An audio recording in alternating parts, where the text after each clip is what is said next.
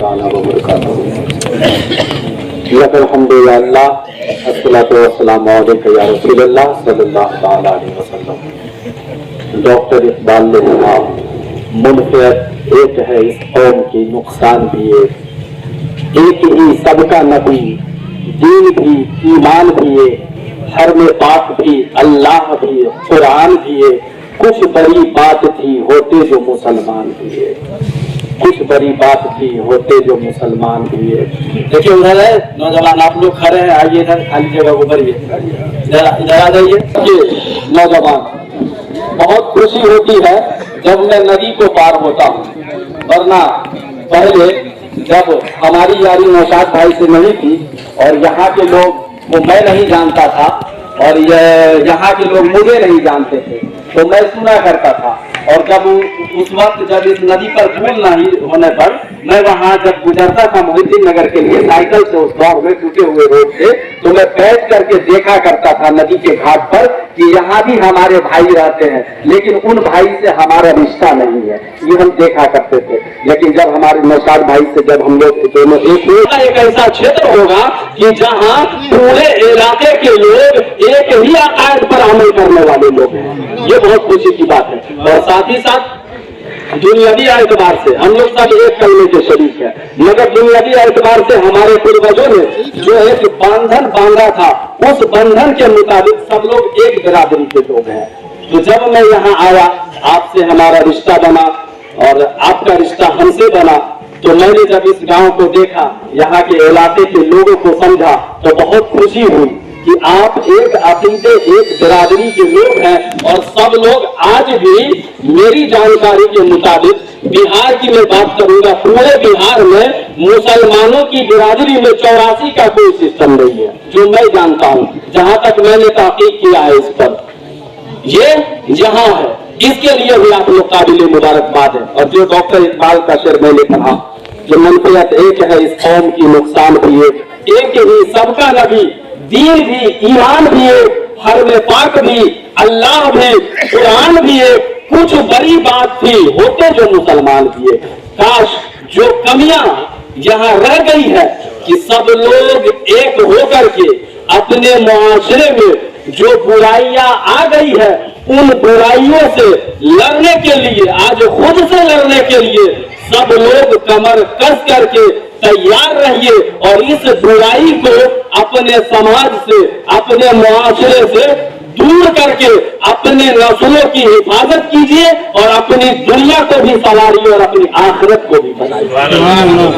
और मेरे प्यारे भाइयों, कहीं सख्ती की जरूरत आएगी, जिसके लिए बिहार सरकार कई सालों से लड़ रही है कि दहेज को बंद करो, शराब बंदी के लिए अलग कानून बनाया गया, जहां प्रशासन, जहां डीएम, जहां मुख्यमंत्री, जहां आईजी, जहां बिहार के बड़े बड़े काबिल आईपीएस ऑफिसर लगे हुए हैं, वो कामयाबी नहीं पा रहे हैं। उस जंग में बिना अस्त्र, बिना शस्त्र के आप लड़ने जा रहे हैं, उस जंग में आप शामिल होने जा रहे हैं। तो यहाँ जो हम जंग लड़ेंगे, ये अस्त्र और शस्त्र से नहीं, बल्कि अपनी हिकमत अमली से इस जंग में हम लोग फतेहयाब होंगे। जिस जमीन पे अभी हम लोग खड़े हैं, ठीक इसी के सीधा देखिए सामने, जब गंगा को पार कीजिएगा तो बिहार शरीफ की सरजमी है, ठीक इसी सामने है। और उस बिहार की सरजमी पर, बिहार शरीफ की सरजमी पर मखदूम बिहारी, मखदूम शरफुद्दीन यहिया बनेरी रहमतुल्लाह अलैह आराम फरमा है। जब मखदूम बिहारी रहमतुल्लाह अलैह जब आप हयात में थे, तो आपका गुजर रमजान के महीने में जोहर के वक्त किसी मोहल्ले से हुआ। तो नमाज जोहर का वक्त था, आप उस मोहल्ले में रुके, नमाज अदा कर लिए। जैसे ही वहां के इमाम के पीछे आप नमाज अदा कर लिए और आप चलने लगे, तो गांव के चंद लोग आ गए और आकर के कहा, हजरत गजब हो गया, आपकी नमाज नहीं हुई। कहा क्यों नमाज नहीं हुई? कहा जिसके पीछे आप नमाज पढ़े हो वो शराबी है।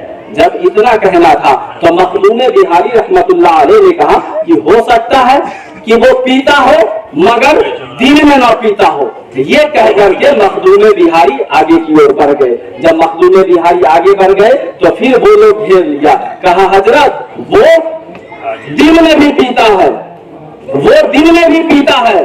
تو مخدوم بہاری نے کہا کہ ہو سکتا ہے وہ دن میں پیتا ہو مگر رمضان شریف میں نہیں پیتا ہوگا. یہ کہہ کر کے مخدوم بہاری آگے کی اور چلے گئے. اب یہ لوگ جو مخدوم بہاری سے کہا کہ آپ ایک شرابی کے پیچھے نماز پڑھ لیے ہیں, تو مخدوم بہاری کوئی ایکشن نہیں لیے, اس کے اوپر کوئی شاسن نہیں لگائے. آپ اس وقت کے سب سے بڑے محدث تھے, سب سے بڑے مفتی تھے, سب سے بڑے علماء تھے, بہت بڑے اللہ کے ولی تھے, بہار کے مخدوم تھے.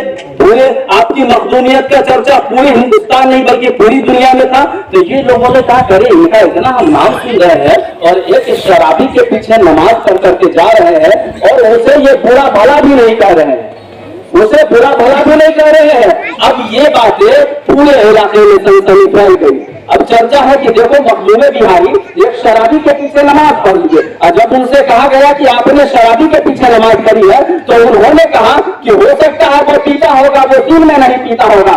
جب ہم لوگوں نے کہا, ہم لوگوں نے گواہی دی کہ نہیں حضرت وہ دن میں بھی پیتا ہے, تو مخدوم بہاری نے کہا کہ ہو سکتا ہے وہ آئندہ پیتا ہوگا, رمضان شریف میں نہیں پیتا ہوگا. اور یہ کہا کر کے وہ چلے گئے. اب یہ بات پورے علاقے میں گونجنے لگی. اب یہ صدایں اس امام کے کانوں سے جا کر کے ٹکرا گئی. جیسے ہی اس امام کے کان سے ٹکرائی تو مخدوم بہاری رحمت اللہ علیہ کے پیچھے وہ امام صاحب معلوم کیا کہ حضرت کدھر گئے, پتہ چلا حضرت ادھر گئے ہیں. وہ امام صاحب پیچھے پیچھے دوڑنے لگا. مخدوم بہاری کے قریب میں پہنچ کر کے مخدوم بہاری کے قدموں کو پکڑ کر کے گریا بجانی کرنے لگا. کہا حضرت آپ ہی دنیا میں ایسے پہلے شخص ملے ہیں جو ہماری برائیوں پر پردہ ڈالے ہیں, ورنہ زمانے کے لوگ ہماری برائیوں کو اجاگر کر رہا تھا, مجھے پریشان کر رہا تھا. میں ان لوگوں کی حرکت کی وجہ سے تنگ آ گیا تھا, مگر آپ پہلے شخص ایسے ہیں جنہوں نے میری برائی پر پردہ ڈالا ہے. میں آپ کے قدموں پہ گر کر کے, آپ کے قدموں کو پکڑ کر کے میں آپ کی موجودگی میں توبہ کرتا ہوں. استغفر اللہ ربی من کل ذنب واتوب الیہ, لا الہ الا اللہ محمد رسول اللہ صلی اللہ علیہ وسلم. اے مخدوم بہاری, میرا ہاتھ آپ اپنے ہاتھ میں ڈال کر کے, میرے ہاتھ کو اپنے ہاتھ میں ڈال کے غوث پاک تک پہنچائیے. میں تمام برائیوں سے توبہ کرتا ہوں, صدق دل سے توبہ کر کے آج سے میں ایمان کے راستے پر چلوں گا. تو میرے پیارے بھائیوں, اس جنگ میں کہیں سختی کی ضرورت پڑے گی اور کہیں نرمی کی. جب بات نرمی کی آئے تو مخدوم بہاری کو یاد کیجیے. محمود غزنوی کا نام آپ لوگوں نے سنا ہوگا اور بڑا مشہور شعر ہے, نہ کوئی بندہ رہا نہ کوئی بندہ نواز. یہ محمود غزنوی اتنے پائے کے ولی تھے, اتنے پائے کے بادشاہ تھے, بہت بڑے بادشاہ تھے کہ ایاز کا جو بیٹا تھا, محمود غزنوی کا جو خاص وزیر تھا جس کا نام ایاز تھا. جو شعر ہے, ایک ہی سب میں کھڑے ہو گئے محمود و ایاز, نہ کوئی بندہ رہا نہ کوئی بندہ نواز. تو ایاز کا ایک بیٹا تھا جس کا نام تھا محمد. تو ایک دن محمود غزنوی کو کوئی ضرورت آن پڑی ایاز کے بیٹے سے. تو محمود غزنوی نے ایاز کے بیٹے سے کہا کہ اے ایاز کا بیٹا ادھر آ جا. جب اتنا کہنا تھا تو ایاز کا بیٹا تھا, اسے بہت تکلیف ہوئی, بہت برا لگا کہ بھائی میرا باپ اس سلطنت کا وزیر خاص ہے اور آج تک بادشاہ میرا نام لے کر کے مجھے بلاتا تھا کہ اے محمد ادھر آ جا, مگر آج کیا ہو گیا کہ آج بادشاہ میرا نام نہیں لے کر کے بلکہ مجھے یوں کہہ رہا ہے کہ ایاز کا بیٹا ادھر آ جا. اس کا مطلب ہے کہ بادشاہ مجھ سے ناراض ہو گیا اور اسے تکلیف ہو رہی ہے کہ میں سلطنت کے سب سے بڑے وزیر کا بیٹا ہوں. وہ آیا, ایاز کے پاس آیا اور ایاز سے آ کر کے کہہ رہا ہے کہ بابا دیکھیے ایسا ہے کہ محمود غزنوی نے, بادشاہ نے آج مجھے میرا نام لے کر کے نہیں بلایا بلکہ مجھے یہ کہا اے ایاز کا بیٹا ادھر آ جا. مجھے بہت دکھ ہو رہی ہے, بہت تکلیف ہو رہی ہے, آخر میں سلطنت کے سب سے بڑے بادشاہ کا بیٹا ہوں, یہ میری شان میں گستاخی ہے. تو محمود غزنوی کے پاس ایاز پہنچا اور ایاز آ کر کے سلام پیش کیا اور کہہ رہا ہے اے سلطان مجھے بتائیے کیا میرے بیٹے سے کوئی غلطی ہو گئی ہے, کیا میرا بیٹا کوئی گناہ کر دیا ہے کہ آج آپ نے اسے اس کا نام لے کر کے نہیں بلکہ اسے کہا اے ایاز کا بیٹا ادھر आजा। तो सुनो मेरे प्यारे भाइयों, महमूद गजनवी ने कहा कि सुनो, तुम्हारे बेटे का नाम मोहम्मद है,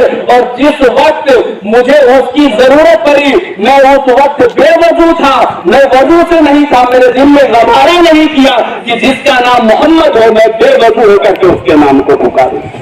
ये इतना बड़ा मुत्तकी और परहेजगार बादशाह